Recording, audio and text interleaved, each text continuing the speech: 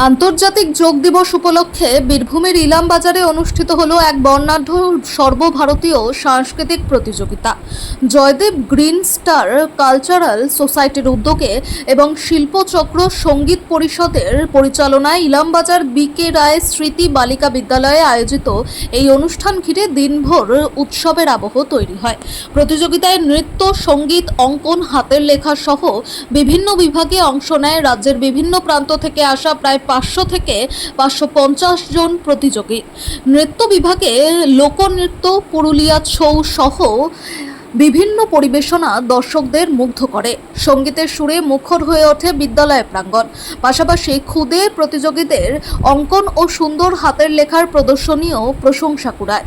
আয়োজকদের দাবি, বীরভূম ছাড়াও রাজ্যের একাধিক জেলা থেকে প্রতিযোগীরা অংশগ্রহণ করায় অনুষ্ঠানটি সর্বভারতীয় সাংস্কৃতিক প্রতিযোগিতার মর্যাদা পায়। ভোর থেকেই বিদ্যালয় চত্বরে ভিড় জমান প্রতিযোগী, অভিভাবক ও সংস্কৃতি প্রেমীরা। প্রতিটি বিভাগে স্বচ্ছ ও নিরপেক্ষ বিচার নিশ্চিত করতে উপস্থিত অভিজ্ঞ বিচারক মণ্ডলী। তাদের মূল্যায়নের ভিত্তিতেই সেরা প্রতিভাদের সম্মানিত করা হয়।